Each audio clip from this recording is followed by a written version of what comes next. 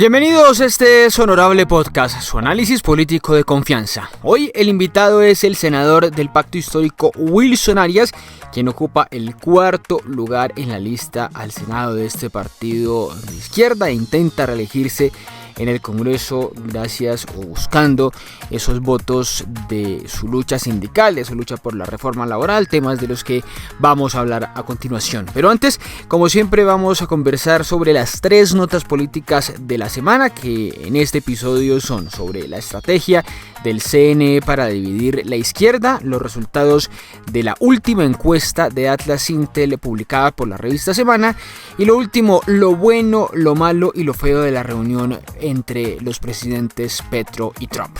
Yo soy Ricardo González Duque y esto es Honorable Podcast. Honorable Podcast, para que hablemos de política con ideas, sin insultos. El Consejo Nacional Electoral, el CNE, fue el protagonista de esta semana en la actualidad política de Colombia al comportarse igual que su homólogo, el CNE chavista de Venezuela, que ha sido cuestionado varias veces, muchas veces aquí en Colombia, por inhabilitar a candidatos opositores a la dictadura de Maduro. Con lo que pasó durante esos últimos días, quedó en evidencia cuál es la estrategia entonces del CNE colombiano: debilitar a como dé lugar a la izquierda, porque ese tribunal electoral está conformado en su mayoría por políticos mal llamados magistrados que hacen parte de los políticos y de los partidos tradicionales, sobre todo de derecha, como el liberal, el conservador, la U y el Centro Democrático. Y justamente hablando del Centro Democrático, uribistas como Hernán Cadavid y representantes de lo que yo llamo el voltearepismo profesional como Catherine Miranda, pues se le atravesaron con denuncias politiqueras y no tanto jurídicas a la posibilidad de que Iván Cepeda pudiera competir en las consultas del 8 de marzo con varios argumentos realmente falsos. Básicamente lo que ellos planteaban era que Cepeda no podía inscribirse en la consulta del Frente por la Vida porque supuestamente la ley lo prohíbe, pero lo cierto es que en ningún lado la ley dice que un candidato no puede participar en dos consultas. Textualmente eso no dice. Lo que dice la ley de partidos literalmente es, y se los voy a leer entre comillas, es: quienes hubieran participado como precandidatos quedarán inhabilitados para inscribirse como candidatos en cualquier circunscripción dentro del mismo proceso electoral por partidos, movimientos, grupos de ciudadanos o coaliciones distintas. Y eso es muy importante. Eso es todo lo que dice el artículo que muchos dicen. Y aquí Cepeda no iba a participar por ningún otro partido distinto al suyo, al que lo había elegido en octubre pasado, que era el Pacto Histórico, que en ese momento no estaba como un solo partido, sino que era el Polo. Pero toda esta confusión y todo este enredo que intentaron mover los opositores a la candidatura de Cepeda, pues buscaba simplemente un efecto político y no jurídico, porque el jurídico no existía. Y aquí apela o aplica esa realidad de que todo lo que no está prohibido está permitido. Y aquí, en la ley que les estoy mencionando, no aparecía expresamente la idea de que un precandidato no puede participar en dos consultas. Pero aún así, con el voto de un conjuez que fue socio de Abelardo de la Espriella, algo que hizo mucho más irregular y politiquero lo que pasó en el CNE, esa decisión que tomaron, pues definitivamente inhabilitaron a Cepeda para participar en la consulta, porque les digo, el objetivo era evitar que sectores de izquierda, progresistas, liberales y socialdemócratas, que fueron los que le dieron la victoria al presidente Petro en 2022, pues fueran unidos desde la primera vuelta. Eso era lo que querían atajar desde el CNE y pues finalmente lo lograron. Pero no contentos con eso, en ese consejo electoral han estado revocando las listas del Pacto Histórico a la Cámara en varios departamentos del país, bajo la idea de que como hace 4 años se eligió como coalición y superó el 15% el Pacto Histórico, ahora no puede hacerlo. Y aquí también hay una gran diferencia, una interpretación jurídica equivocada para generar efectos políticos, y es que en el 2022 el pacto era una coalición y no un partido. Ahora sí es un partido, o sea que no le aplica esa restricción de que antes era partido y no podía ahora volverse a coaligar. Eso no aplica porque digamos que las cuentas están en cero para este nuevo partido que es el Pacto Histórico.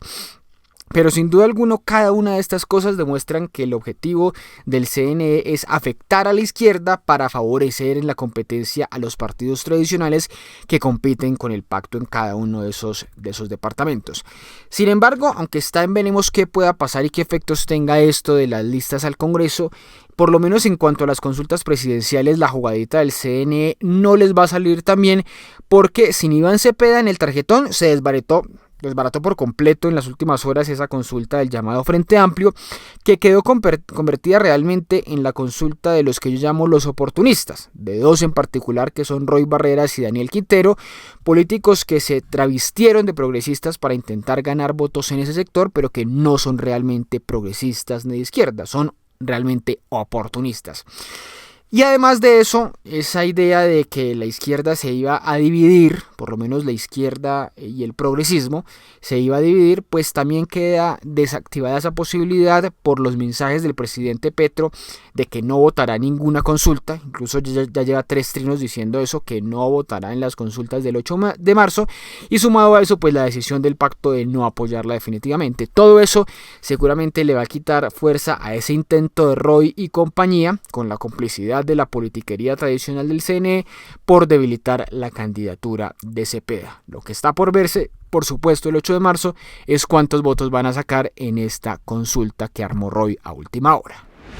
Hablemos ahora de la nueva encuesta de la firma brasileña Atlas Intel para semana, en la que hay un empate total entre Abelardo de la Espriella e Iván Cepeda, tanto para primera como para la segunda vuelta.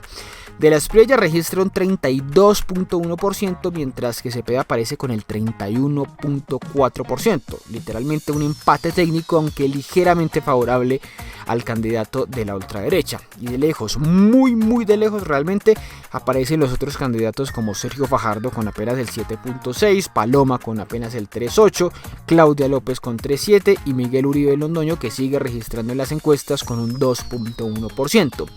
En el escenario de la segunda vuelta entre Abelardo y Cepeda, que sería la segunda vuelta más obvia, pues hay dos cosas llamativas. La primera es el empate que hay entre ambos y que allí persiste. Sube Abelardo con 36.8% y Cepeda con 34.6%. Pero esa es la novedad, la segunda cosa llamativa de esto, y es que ambos suben muy poco frente a la primera vuelta. Es decir, aún no lograrían convencer, ni llamar, ni convocar a esos votantes de centro moderados que no estarían con ellos en la primera vuelta de mayo.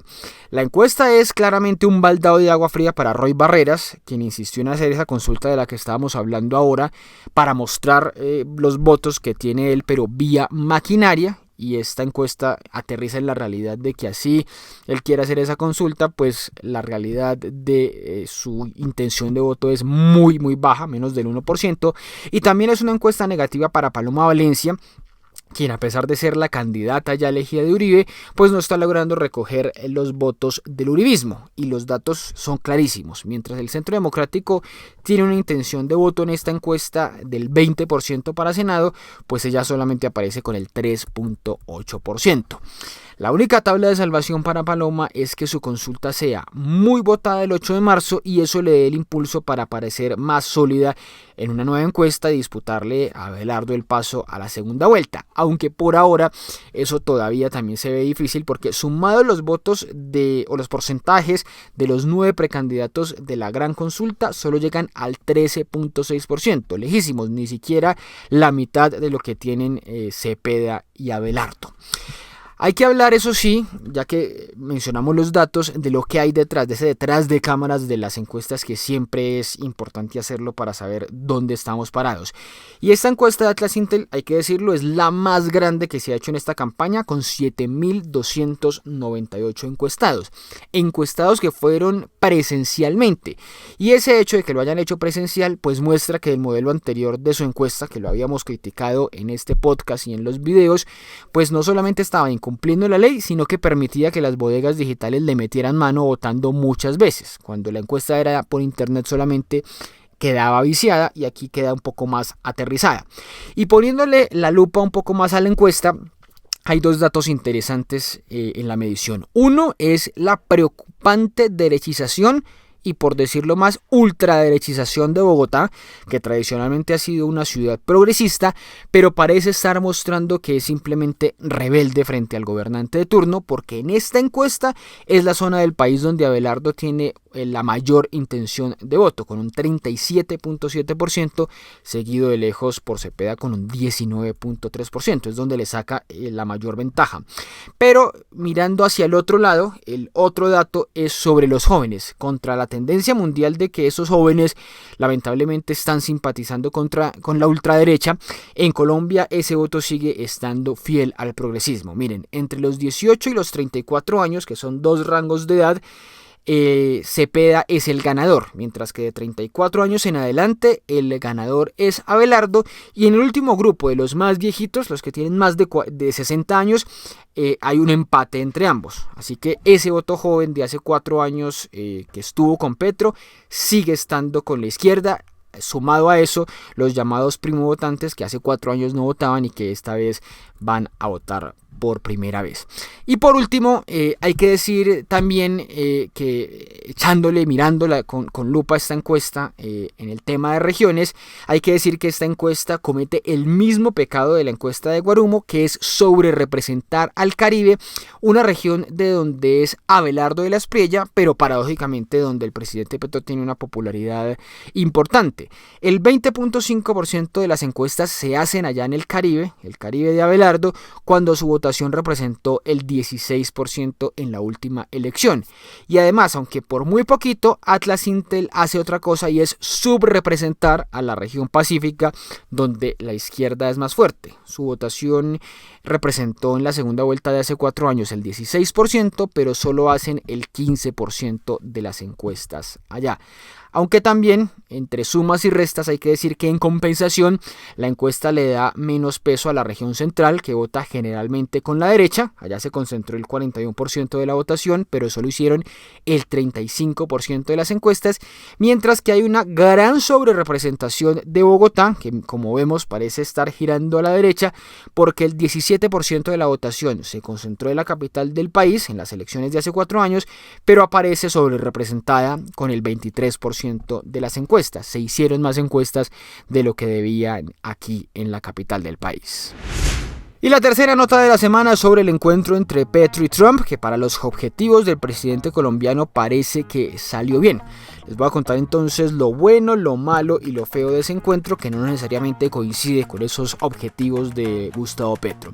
Lo bueno fue que el presidente logró calmar, al menos por ahora, esas intenciones de Trump de querer invadir y bombardear a Colombia, como lo sugirió el régimen gringo hace un mes después de capturar a Maduro. En el ambiente distensionado que se vio en la reunión y en los mensajes que emitieron los mandatarios al final del encuentro, pues esa posibilidad quedó lejos.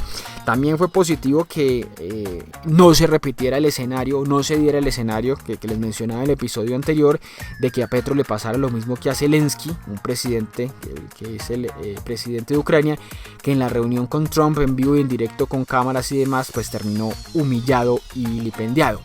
Además, lo simbólico, en lo que Petro es muy fuerte, pues esa S que el presidente le agregó a la palabra América en la gorra de Trump, también fue un valioso y poderoso símbolo, porque esa S pues reivindica al mundo que América va mucho más allá de Estados Unidos, y recuerda de alguna manera que esa doctrina Monroe en la que se basa Trump de hace más de 200 años, de América para los americanos, pues debería servir para beneficiarnos a todos los que vivimos en el continente y no solamente a los gringos. Lo malo de la reunión fue que la agenda con Estados Unidos siguiera estando narcotizada, es decir, que solo se hable de ese tema en los encuentros entre Colombia y Estados Unidos. Llevamos años y años intentando cambiar esa realidad. El expresidente Santos también lo intentó. El gobierno de Duque pues fue fatal y un salto al vacío en todo, no sirvió de nada, pero en el gobierno Santos se había intentado. y no se había podido, y Petro lo había intentado también hablando antes en la Casa Blanca con Biden sobre temas como cambio climático y la migración, pero esos son dos temas que con Trump claramente estaban vetados. Y lo feo de esa reunión entre ambos pues fue la lavada de cara a un convicto señalado de horrorosos delitos, anoten ahí los archivos Epstein, un autoritario y un persecutor de latinos. Es entendible que el trabajo de un presidente por la diplomacia del país a veces conlleve a sacrificios como este, de tenerse que ver la cara con un presidente como Trump, pero creo que realmente fue excesiva esa fanfarronada de Petro con las sonrisas y autógrafos con un tipo como Trump. Los latinos claramente no nos podemos olvidar de quién es este personaje. Honorable Podcast es producido por Ricardo González Duque. En @RicardoGonDuque en TikTok, Instagram, Facebook, Twitter y YouTube pueden encontrar noticias, opinión y análisis político.